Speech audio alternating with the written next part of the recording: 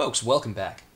Today on the bench we've got something pretty special, and that is this RTX 2080 EVGA brand, which is the reference design. And in particular, this is an early reference design. And that fact will be relevant to us later. But for now, let's just get out of the way. I've already prepared this. And I'm going to relate to you the story instead of going through it together in semi-real time.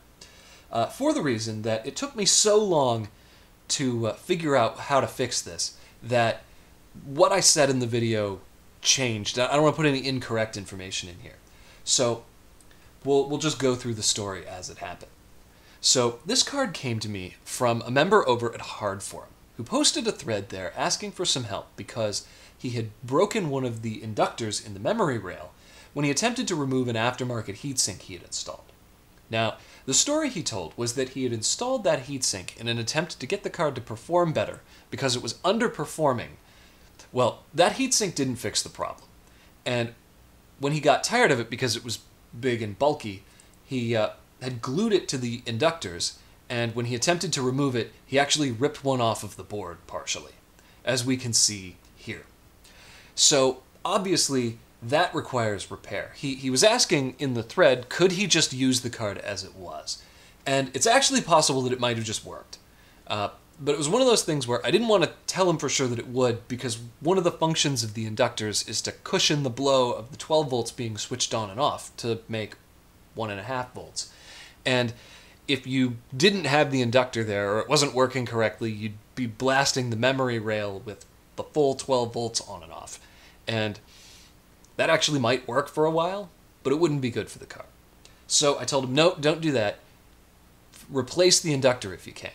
And after some discussion, he determined that replacing that inductor was not something he was equipped to do. So he eventually decided to just sell the card to me.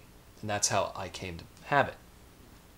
So when it arrived, I did a quick visual inspection. The heatsink wasn't on it at the time. And as described, one of the inductors had been ripped off.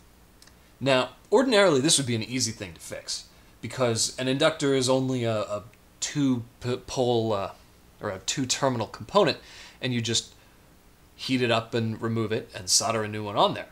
However, these are not just ordinary inductors. These are sort of an oddball size, and I'll put the dimensions up here as I measured them. But they're actually a standard SMD package that's just obscure and not used very often, 1284. So the first thing I had to do before I could really get anywhere with the card was find a replacement inductor that I could solder onto the board once I removed the faulty old one. And this took me forever. So the usual suspects like Mouser and DigiKey had plenty of options in the proper inductance, which we can see from the markings is 470 nanohenries or 0.47 microhenries.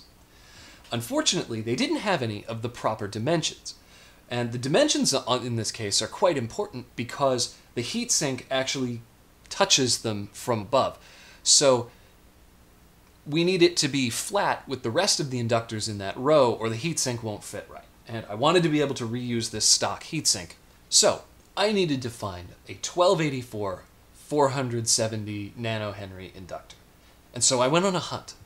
And I tried eBay, I tried DigiKey and Mouser, I tried Newark. Nobody had them. Then it occurred to me that because this card is made obviously entirely in China, that inductor is probably a size that's common in China, or at least made by a Chinese manufacturer that may not sell to anybody who sells in the United States. So, you know, the brands we're used to hearing in the West, TDK and Murata and Kemet and so forth, whoever it is that makes this, we just don't get. So I went to Alibaba. And on Alibaba, at length, after a couple of hours of searching, I found this listing.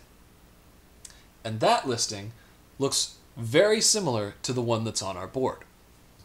Now that listing is for a company called Sanhei Transformer, who make components for transformers, obviously. But the problem was, they don't seem to be equipped to sell me just one like I would be able to get from DigiKey or Mouser. They're set up to sell their products to another company that manufactures electronics, which would presumably want, millions of them. So It was a challenge for me to get even a small quantity, but eventually I was able to get in contact with them and order a quantity of 100. And after a few emails back and forth with a very nice lady named Echo here, eventually, after a couple of weeks, what arrived but a spool of 100 470 nanohenry 1284 inductors.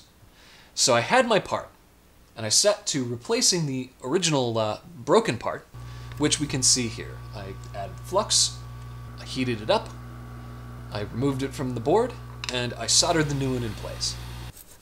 And after cleaning the card back up and reinstalling the heatsink, I was able to plug it into the test bench, and we got fan spin. What do you know, the card now works. But not all was well. As we can maybe see here, the card would only run at 1515 megahertz, which is what NVIDIA calls the base clock. This is the clock that it will never drop below while under full load. But the way that this is supposed to work is that it's supposed to run faster than that. So, with water cooling, you can get above 2000 megahertz. With air cooling, you'd normally expect to see like 1800 to 1900 once the card warms up. So clearly something was still wrong. And in our next episode, we'll look at what that was and what it took to fix that. If you happen to have damaged your card in the same way, I hope the information I was able to provide about the source for the inductors helps you out, and I will see you in the next one.